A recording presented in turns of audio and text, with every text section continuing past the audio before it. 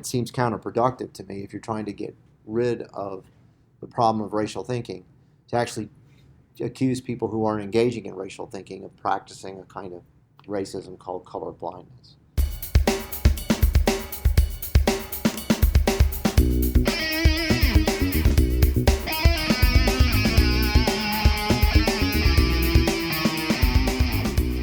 Has anybody read this book in a class, or you've read this book? Okay. All right.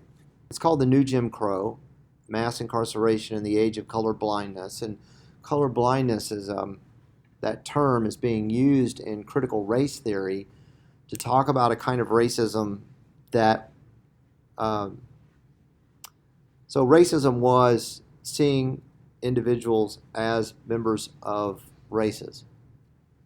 It's racial thinking. And then treating them differently on that basis.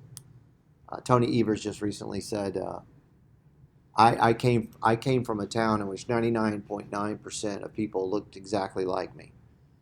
Now, I made a joke about that on Facebook because I said that would be a pretty interesting town, which 99.9% of the people look like Tony Evers. But that's not what he meant, because what he's saying is that they look like me. What did he mean? He meant skin color. And he said this when they're introducing now this diversity and inclusion project, which they're gonna install this project, and then they're going to have what they call equity plans. Now, an equity plan is also a financial industry term. If you try to look that up, you're not going to find what they're talking about. You're going to find profit sharing and all kinds of other things. But what they're talking about is they're no longer concerned with the civil rights demand for equality, that is, individuals regarded as equal before the law. The buzzword now, that's not a buzzword, this is a buzzword, is equity. Now, this comes out of critical race thinking. And so civil rights I grew up with was Martin Luther King says he dreams of a day when one day, right, our children will be judged by the content of their character and not the color of their skin. Civil rights now is that you are to be regarded first and foremost as a member of a suspect category, in this case, race. And that if you deny that, if you want to see people as individuals and not see them as members of races, you're engaging in color blindness. Now, 50 years ago, color blindness was an ideal for when you're going to get over racism. Today, color blindness is actually a racist practice. And it still is the case that people see color. I mean, if somebody says, I'm colorblind, they're not really. But this is driving policy, and not just policy in public institutions, but policy in private institutions. So corporations have made a fetish of the question of diversity. It's not about whether we're all equal. It's about whether a corporation has a diverse representation of various group memberships. Okay, just want to make clear about what she's saying. This is a new kind of politics that's emerged since the 1960s. This emerges out of the New Left. What was the old Jim Crow? Well, that was dividing society up into racial groups. African Americans having constrained access to things that white Americans had free access to. Now, this was abolished in a series of court decisions and legislative actions in the 1950s and 60s. It's now illegal to deprive people on the basis of race. You have to have a new Jim Crow then, and since the old Jim Crow doesn't exist anymore, the new Jim Crow is the prisons. So what she argues is that we live in a caste-like United States. This caste system is reproduced by the prison system. And the statistics are very dramatic. 1 in 3 black men is destined to spend some time in prison in the course of his lifetime. That's a shocking statistic. And so what she argues then is that black men are criminalized as a class. You don't have to lock all black men up to give them the label of criminal. You just need to make the fact that you're locking black men up highly visible. They're denied the right to vote. This is where we really get into caste-like.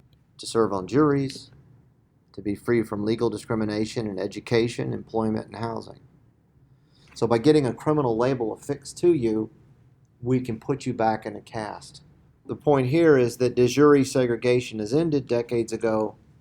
De facto apartheid remains in place. By de jure, right, we mean the legal apartheid has ended. You've probably heard this point made before. De facto means in fact, it continues. So when I was talking about Michelle Alexander, um, so there's a couple things. One is, the class thing that I'll talk about. But if we talk about it in racial terms, the perception that people have when the argument is just about race, and essentially when you say new Jim Crow, because what is Jim Crow? It's an exclusive system in which black people don't have access to things that white people are entitled to. And if you say new Jim Crow about the prison system, then it would follow, it seems, that when you went to a prison, you'd just see black people. But the fact is that most prisoners are white. Hispanic or non-Hispanic white. That's the majority of the prison population. Most poor people are white. People who utilize the SNAP program or food stamp program, 5-to-1 ratio of white to black. But your perception is that welfare is a black program, but yet most welfare recipients are white. How did that perception happen? Because when we talk about things in statistical abstractions, we talk about proportionalities, we say black children are this many times more likely to live in poverty than whites. Blacks are this many times more likely to utilize welfare than whites. That's the language that we get all the time. And it creates a perception then that statistical abstraction somehow is reflected in frequencies, right? That if you look at the number of concrete individuals in the situation, that will represent those proportionalities. It's not true. So African Americans are about 12, 13% of the population. They are overrepresented among the poor. They are overrepresented in prison. But most people who are poor and most people who are in prison are not black. So if we're going to talk about it, what happens is the suffering of whites is erased.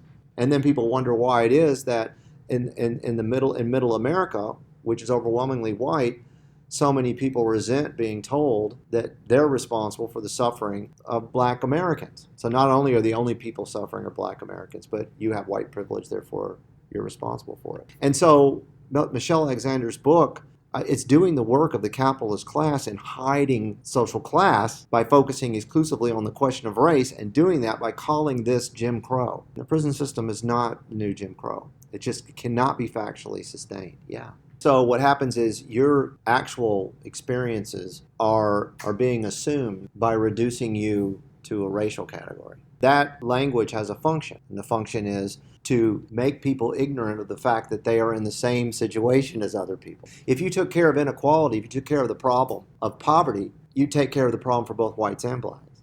But that means focusing on what are the actual causes of human suffering.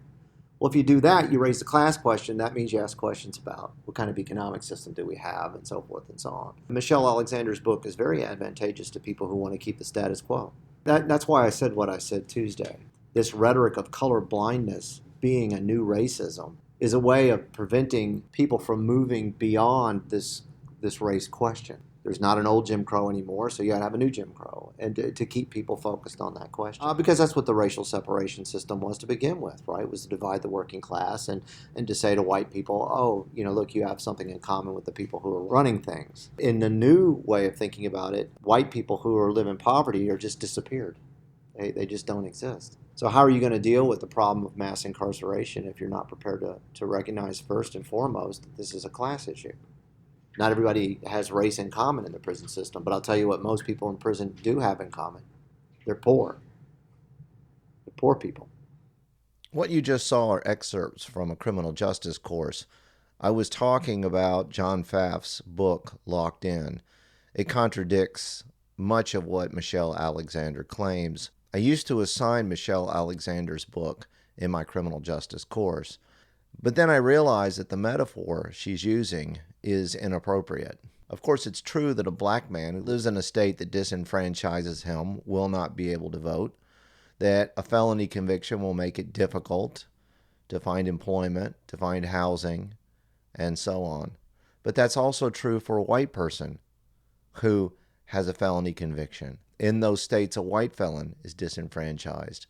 In those states, and this is true throughout the country, a white felon will have trouble getting a job, will have trouble finding housing. Under Jim Crow, blacks and whites had differential access to public facilities, to public accommodations. They were not equal before the law. That's been dismantled, and in fact, it is illegal to discriminate against people on the basis of race.